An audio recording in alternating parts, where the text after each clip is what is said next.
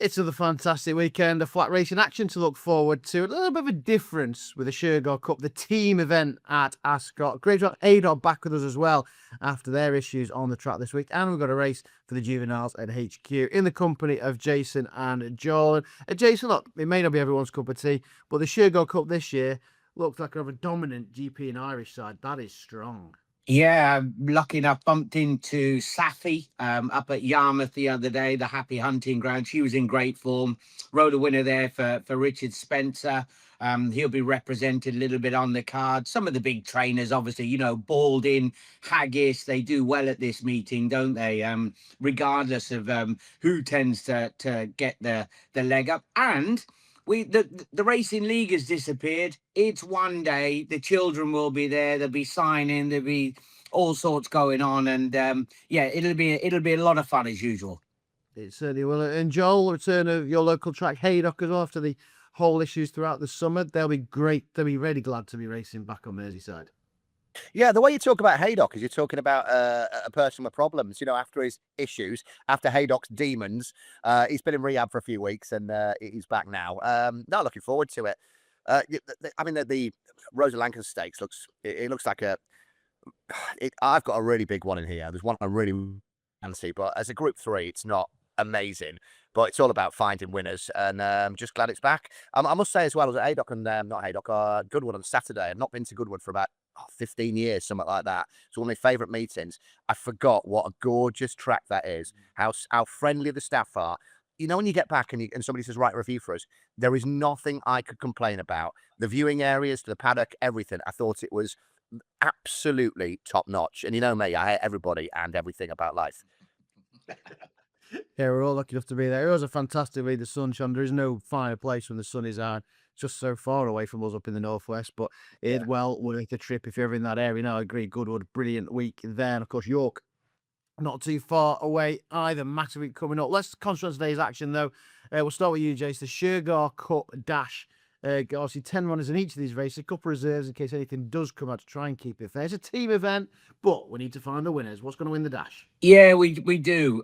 Some old favourites in here. Tuco Salamanca, I think he was a little bit of burnt fingers for 1 or 2, wasn't he, in the Stewards Cup after what was a good win up at Newcastle. I hope, because one of the new things this time round is the reserves can't run on the day. So, there's a cut-off period and everything. So let's hope that they all make their way into the contest and we get sort of decent fields throughout the card. Listen, Always Glamorous has been flying. Bolognese loves the track. If there was one at a bit of a price, I think Fahrenheit 7 has been overlooked for the Robert Cowell team. But I keep going back to Christophe Patrice Lemaire. He's a quality rider, even though he hasn't done great on Satono Rev so far, especially up at the July course, but he's got a good chance of Bolognese. Bolognese, brilliantly named. Joel? Yeah, going back to Goodwood, the Tuco Salamanca horse for the Gangster, Ollie Sangster, that was the big talking horse of the day. Finished 14th in that, beaten 4 lengths. Will be taken down early. I like that, but I thought one of the best bets of the weekend. I do like Marie Valon. I was looking at stats of front running rides and whatever, and she's up there. I mean, she's no Joe Fanning from back in the day. But she's decent. I like Marie Valon. I think Always Glamorous, Point and Shoot, 2 from 2 made all. Fosslas, Ascot. I think around 7-1. I think that's a cracking start to get us up. Sir Jason Weaver had a decent clock in his head off the front as well. I can remember the little double trigger. That takes us nicely on to the Stayers, of course. The Shergar Cup Stayers over 2 mile. Jace, what stays on best? Yeah, now, funny you say that. A Stayers race when there is no gallop in here whatsoever. Possibly Hermetic may well go forward. It's going to turn into a little bit of a sprint. Ryan Moore, well, we talked about him. He's going for the Alistair Haggis Silver Saddle. He's going to be high on the list. Shrimp Shady's done really well, got a good record since being stepped up in trip and probably found himself in front a little bit early at Newbury last time. The one I like because of the makeup of the race, i.e. no gallop, is Dancing in Paris. He's run well in this competition before. He's a winner over 1.5 miles. He could be a bit keen. So Luke Ferraris, the Hong Kong rider, is going to have to be at his best to switch him off early. If it turns into a dash for home, which I'm expecting, he just might have the most pace in here. He's a big each way play. Yeah, Williams likes winning on this day as well, doesn't he? He loves winning at Ascot as well. Joel? Echo Chase thoughts about Shrimp Shady in front far too early. One by nose. Look, Ryan is booked up £3 from that. Balding is your man this season. I think that's a really strong one. One just to keep an eye on. I think they've only had the horse a couple of weeks. Is that Mania from used to be Gosden, now with Gary and Josh Moore. First run has been trying 1-3, 1-4. First try up to 2 miles. Might finish at the back of the telly, but they're having a go. It's a bizarre stable switch, that one, but it might be worth a little look at double figures. It was a Philippa Cooper horse, wasn't it? Is it normally stood? Oh, yeah, interesting. Yeah, switch to the Moors. Right. We have got the challenge over 1.5 miles. Then decent contest this as well. Claymore tops the weights. What wins it, Jace? Yeah, Claymore's got his best performance around here. It seems like ages ago now, doesn't it? I think Adam Kirby was on board. Well, bump and kick. See him now training his horses just up the road from here. Insanity, 2024 winner. And then you got the likes of Francis Ethel. I think it's only the 4th start, was a proven Group 1 performer back in South Africa. But I mean, a little bit of a guessing game. And I'm a Haggis groupie. All about Night Breeze here for me. Huge run at Glorious Goodwood. It's whether that run has sort of dented the ability. Just 11 days ago, but a seasoned campaigner should be able to back up. And it's DBM, as I call him. Donny Gall on board for Ian Williams. Yeah, Dylan Brown at Monagle might be a model of consistency. Joel? I like Stem in this. 1 mile 2 last time was gagging for a step up in trip. And I think got the step up in trip again. That was back on the 4th of July. Jenny Wellham takes the mount for Hannon. Couple of not great rides in the wrong trip. 1 mile 3 for Stem. I thought this was great. I mean, Jace, you will know. I mean, how legit is this draw? Is it like a FIFA World Cup draw or Qatar get the World Cup? Or is it genuinely ball number 1, here's the horse. Ball number 2, here's Yutaka Take? Yeah, bingo balls, I think, a little bit. And I was funny, I spoke to a couple of the riders, and it used to be, and years ago, they had team selectors. And then once all the races have been selected, then they said, right, okay, look, you get one towards the top of the market, best available in that race. You get one that's 2nd division, 3rd, but on the prices, which I think is the best way to do it, really, rather than just sort of throwing it up in the air. And I know when they go to the Hong Kong International Jockeys Championship, that's exactly how it works out, because sometimes you can turn up, you get to ride in the race, and sure enough, you've got 4 spins, and they're all 20s, 25s, 40 to 1 shots. So, it could do with being a bit staggered. Yeah. Just before we go on to the next as well, Jace. I mean, how obviously the GB and I are long odds on. Ryan Moore, Dylan Brown at Monagle, Safi Osborne, so much experience, so much success at Ascot. Yeah. It's not the easiest track to ride, is it? That steep, that like incline to the line. You need to time it just right. Yeah. That one, they are such a short price, that team, considering the other jockeys haven't got the experience at Ascot. Do you know, I always find it amazing. A favourite horse of mine is called Vintage Clarets, right? And he happened to win, didn't he? One of the sprints here. I'm pretty sure it's Hugh Bowman who rode him. And it's just the different sort of riding styles that you have on certain horses. You've got the Hong Kong rider, Luke Ferraris. Of course, they've got to watch out for the whip rules. Because you're so used to being able to use the Pro Kush that little bit more fluently, if you like, back home in Hong Kong. But look, the climb for home, the committed, you can go too early, get a rush of blood. I know all about that. Mr. Bailey's in the Derby. Yes, okay, we can go down that route. Look, they've got to be patient. When you think it's time to go, count to 5 and then go. Interesting. Right, that takes us on to the sprint. Then obviously there's plenty of masters on the straight course, and Hayley Turner, Jamie Spencer, of course. Nicola Curry got a good record on it as well. So it is a case of just waiting, biding your time, and then going. What does that in the sprint at 3:20, Jace? Yeah. Now, what happened to Thundercall, who was at the July course, and it rolls away from you a little bit quick, and he sort of got caught out under the quick conditions. The slight rise or the better climb here at Ascot is going to play to his strengths. Gel Pepper's interest in switching stables was with the Cole team, has gone across to a real shrewd outfit who are in good form. And Havana Hurricane, what an absolute money spinner he was last year. Interested to see if he can go well at a price. But it jumps off the page, doesn't it? Red spells danger. Tim Easterby, who is it? Safi Osborne, part of that formidable combination, who appear to have got the best rides on the card. Okay, Safi and Tim Easterby, interesting. Red spells danger. Good fifth at York a couple of weeks ago, Joel.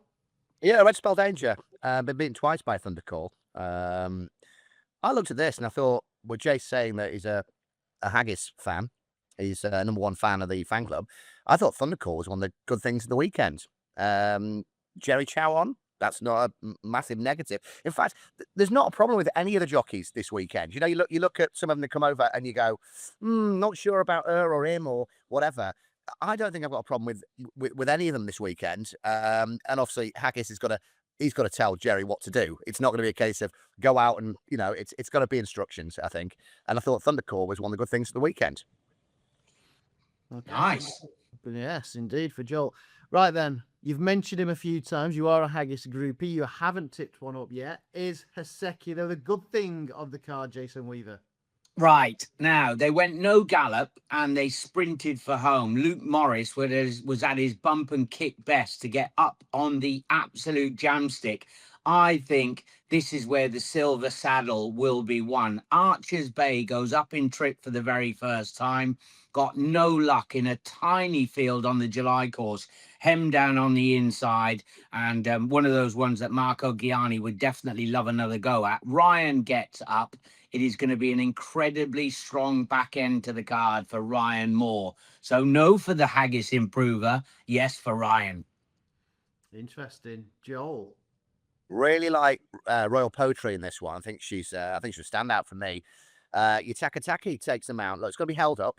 He'll think he's on deep impact from like 20 odd years ago. Won at Donny in mid-July, didn't back that up at Salisbury. And I think there's an unwritten rule in racing and tipping and all that you don't have a go at jockeys if they've got a number in brackets next to the name. And it was Seamus Cronin. I mean, if he's one of the top boys, you know, Buick, Doyle, Marco and whatever, absolutely pile it on. But I think with, and this is where I'm going to contradict myself now, with firmer handling, 87-year-old Yutaka Take, I genuinely think this is going to be off the pace, going to be a deep closer, and if Yutaka Take can get it done, I think she'll storm to victory. Royal Poetry. I really like this for Hannon. Okay, right. The sixth and final race is the feature. 100 grand up for grabs then in the Shergar Cup Mile. And Jason, well, there's other Haggis on here, but I think you've just alluded to it. Ozat may be so unlucky in the Golden Mile, trapped on the inside. Ryan Moore on board. He's going to be the strongest on the card for me, right on the tail end of the races as well, just before the music fires up. But you're right, Ozat, he ran really well, didn't he, over the mile here? I think it was the straight mile. He was about 125 to 1. Had a bomb out because they went forward with him at Sandown. Comes back. Excellent run at Goodwood. No luck whatsoever. Ryan's got the call. I think he will wait and pounce and get the cash. He wasn't cheap as well. They picked him up from France. Interesting then. Ozat then to just a luckless run on the Sussex Downs, Joel? I would have gone that with this if it was still 20 to 1 earlier in the week. And then Ryan got the draw. And I'm thinking, well, that's going to half in price at 10s. It got as low as 3s this week, and I think it's settled around 5s. I think it'll go shorter on the day. Ian Williams targets this meeting. Ozat, it's there for everybody to see. If you just look at the form, like the 008, 00, so that one of the chat lines from back in the day. But if you go deeper, it's all there. And I think it's one of the best of the weekend. It would have been Nat, but at that price, I'm looking for something a little bit bigger. One of the chat lines. Brilliant. Right. I just heard from a friend. Yeah, in a phone box, yeah. Nap of the day then maybe for the boys. We'll get their best bets short. You're going to touch on the couple though at Haydock. Great to have Haydock back this weekend. We're going to start with the Rose of Lancaster. Just 5 go to boost. I'm going to let you go first, Joe, because you said you really like one in here. There's only 5 to choose from. What is it? Naran. I think the lazy traders are all over Ascot, aren't they? And they're going, oh, what's this thing up north? It's all about Ascot. And then, you know, we've got Shorty in there, Naran. Look, well, the first three, Wolves, Windsor, Hamilton. Third in the Group 3 at Longchamp. Second to Darres and Croc de Nar, the Japanese horse. And if you just look at their form, Croc de Nar, 3 lengths off Calandagan in the Japan Cup. 2 wins in Group 1 or Grade 1 as they call it in Japan, and the next second. Darius won the Arc, third in the Princess of Wales Stakes. Probably should have done better in that. I think this is outrageous. It was 9-2 earlier this week, 3-1 this morning. I think this will be a lot closer in the market. I think this is absolutely good thing material. Okay, Joel, very much with Nair on then. Jason, do you concur? Were you elsewhere? Look, you got down to Danger Bay was one of the unluckiest losers of the year last time. He jumps up in grade. Narain, good quality. You're absolutely right. Salal, rapid improver, and Sea Scout. When he'd be just sort of getting ready, warming up for a backhand campaign, and then it'll be over in Maidan, I should imagine, won't he? Trying to pick up some more money there. I think Convergent was given an absolute howler last time. He looked really good on his return at Newbury. Bombed out last time, bombed out the time before, but a small field out on a wing. Absolute shocker. Surely they've got to drop him in and give him a chance today, unless they go make the running. But I can't see it. Give him a squeak in the early stages. He's much better than we've seen so far.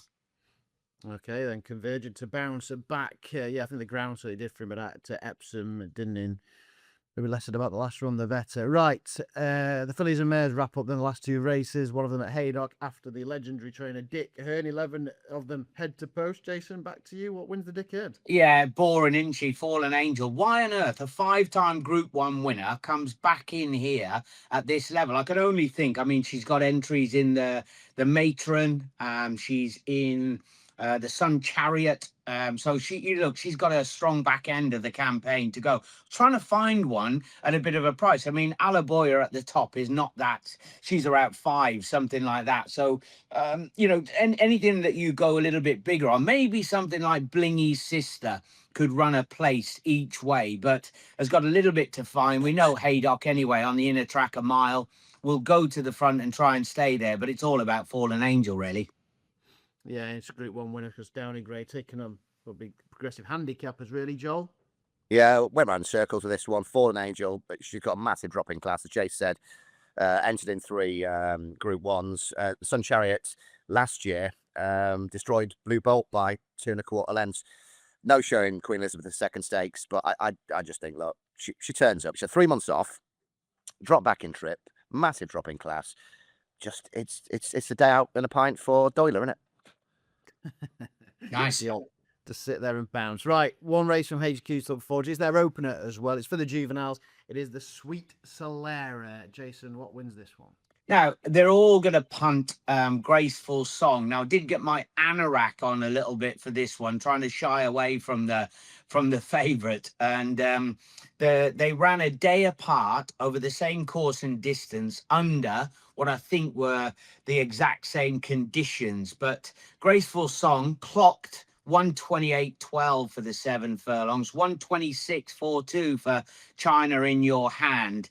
For that reason, I just think at around about 9-10 to 1. It's a shocker that there's only 7. I know that, but I'll take the favourite on with China in Your Hand. And they're a bit of a new combination, aren't they? Paddy Bradley and Charlie Fellows. They seem to have cemented themselves together at the moment.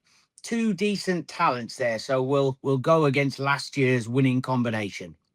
I like it, China in Your Hand then. To pow, Joel.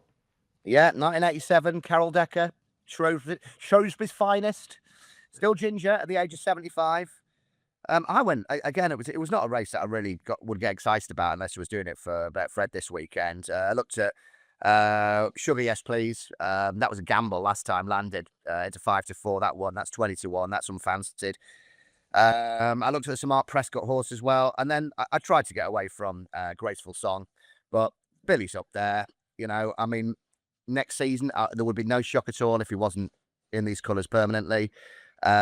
Graceful Song, but it's a no bet. It's no bet race for me. I'll be honest with you. Yeah, interesting point that as well. That'll rumble on, no doubt. It's a graceful song then for. Who wins the championship? Who wins the championship? Is it Buick? Is it Oisin? Oisin. Or Oisin or Billy? I mean, what they priced up now. I mean, I'd still go Oisin. I mean, they go through patches, the pair of them, don't they? They'll both be on the same card, and not win in between them, and then one will be one where, and it's a bit like the Seb and Spencer thing from 20 odd years ago. That when it was like that. Normally, not a lot of interest in this, but I like both lads. I really do. I think they're both tremendous jockeys. But I think Oisin will win it. What you It's think? a great watch. It's a great watch, isn't it? It's just giving it a little bit of zip, and you look in the paper and you think, and you are, or I am anyway, I keep looking at it and I go and think, well, you definitely get two there, and Oisin could have a couple, or all of a sudden you're thinking, right, and have a nice little treble or an acca here will just set me up lovely for the afternoon. Yeah, and also with Rosser getting his, I mean, it's a big ask now, isn't it? But getting his ban reduced to 10 days or whatever it is. I mean, he's an outsider of the three, but I backed him. That was unbelievable how that ended up getting turned around or whatever. From one end of the scale to the other, you think so. It's gone from 28 to 10 days, and then if you try too hard, you're also getting penalised. I'm just not quite sure where that is. I mean, I couldn't see that at all, but hey ho. Nah. Yeah, that is very bizarre. So who wins it, Matt? I think Billy might see it out. I think he's got the support, hasn't he? Big sway of support. He's going everywhere. I just think if Oisin's, I know Boeko's going to go to France, but if Oisin's having to go to France for a few weekends and they run up to Champions Day, all these Deauville Group 1s, might give Billy a few Sundays to pile on the winners. So I think I would just edge towards, but Andy's got the advantage at present. Best bets this weekend, though, boys. What's the good thing, Jason? Ozark for me. I had burnt fingers on him at a decent price at Goodwood. It didn't happen. You've got to reload and go again. Ryan on board for Ian Williams. And of course, it'll be tight at that point for the silver saddle. And then Ryan will come storming through for another win and give us a fantastic interview afterwards. If he's with Haley, you get more of them. What about Joel? Yeah, I'm going to go, because it's the Shergar Cup. I wouldn't normally be napping in this, but, we got to go with it, haven't we? I'm going to go roll poetry for Yutaka Take and Richard Hannon in the 355. I think she'll be held up, like we said earlier on. She'll come from behind, and Yutaka Take, it will be there. And again, we'll have a brilliant interview with Hayley Moore. Yeah. Interesting. You're a big. To be fair, he speaks more English than Ryan Moore. He says, "Mate, he's so cool." I'll give you one little story. Right, so he's like the absolute pin-up jockey at home, isn't he? Like you go down downtown, and he's on the side of buses. He's everywhere. He's like a movie star, if you like. And when he very, very early on came over to the Shergar Cup, I'm sure it's the same now, but we all stayed in a hotel in London. And I walked past his room late at night, and there was this absolute unit of a man stood outside the door, right? He looked like two England props stood there, one fella, great big unit. Anyway, so I sort of smiled at him and went past, and he didn't look. And then the next morning I see Yutaka at breakfast. I said, who's that gorilla you had out at the front there? And that was his security for the night. So his job was to stand outside the door. Yeah, I mean, I've said it before. Last time I went to the Shergar Cup, last time he was there, and like the jockeys all come out, and he was with, like I say, a couple of minders and the local police as well. The only time I've ever seen that was Fallon when he was accused of all the stuff back in the day. He was at Pontefract. What's going on here? And he was getting from the parade ring to there. But he's a movie star out there. He's unbelievable. And genuinely, I said he was 87. He's got to be in his 60s now, hasn't he? He's kicking out. He looks great. Great. Hey, listen, he looks great. Let's hope he doesn't look 60 at the furlong marker for you on the weekend. Yeah.